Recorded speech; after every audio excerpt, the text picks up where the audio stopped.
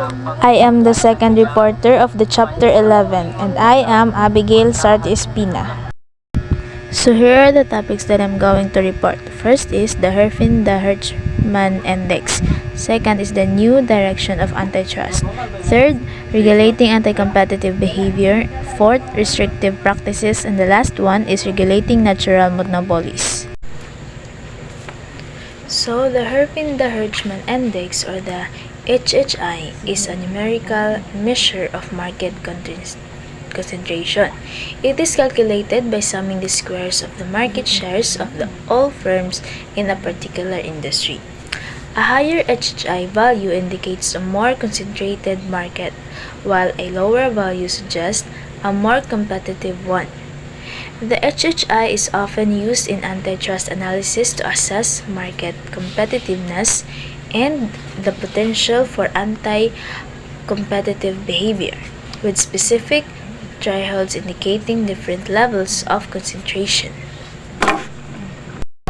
So by calculating the HHI, first step is calculate the HHI for a monopoly with a market share of 100% because there is only one firm. It has 100% market share, and the HHI is 100 squared, and it is equal to 10,000. And to get the sum 10,000, you need to multiply 100 by itself. So 100 times 100 is equal to 10,000.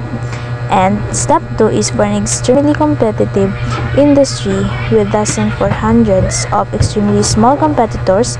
The HH1 value might drop as low as 100 or even less. Calculate HH1 an industry with 100 firms that each have 1% of the market.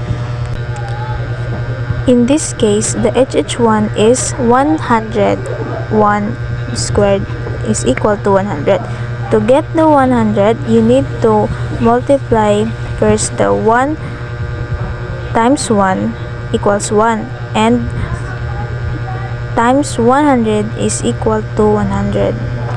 Step 5. Consider the earlier example, comparing one industry where 5 firms each have 20% of the market with an industry where one firm has 77% and the other 23 firms have 1% each.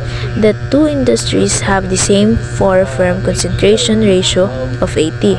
However, the HHI for the first industry is 5 and 20 squared is equal to 2,000, and you need to multiply 20 times 20 times 5, so it will equal to 2,000, while the HHI for the second industry is much better at 77 squared plus 23, and 1 squared is equal to 5,952.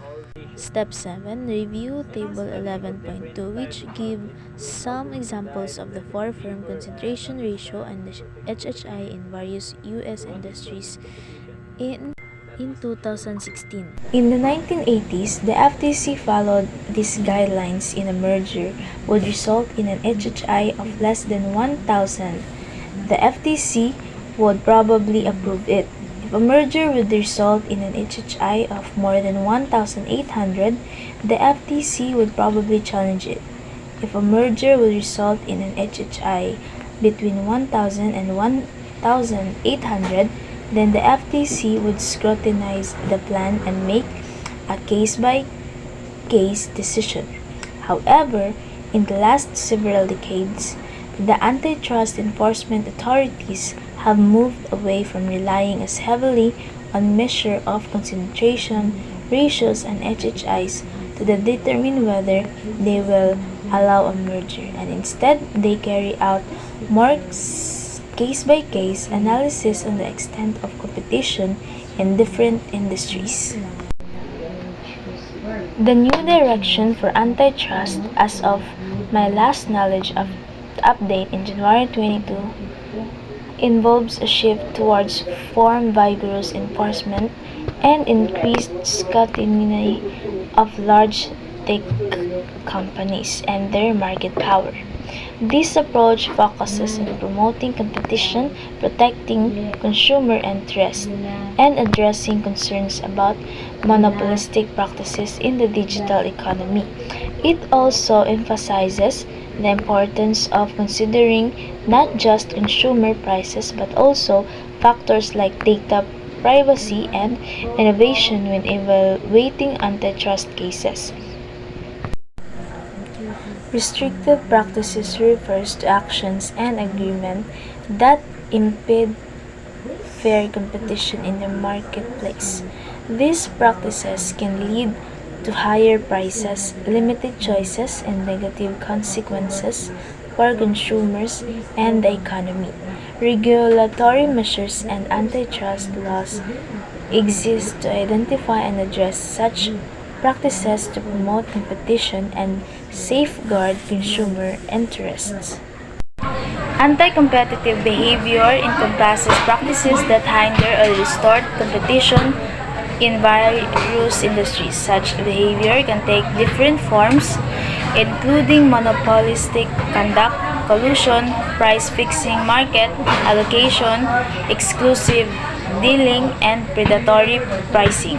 Regulating anti-competitive behavior is essential to ensure that markets remain competitive, which benefits consumers, encourages innovation, and promotes economic growth. Regulating natural monopolies is essential to strike a balance between the efficiency gained from having a single provider and the need to protect consumers from potential abuse of market power. It involves price regulation, quality control, and various mechanisms to ensure that essential services remain accessible and affordable while incentivizing investments in infrastructure and technology. Thank you for watching.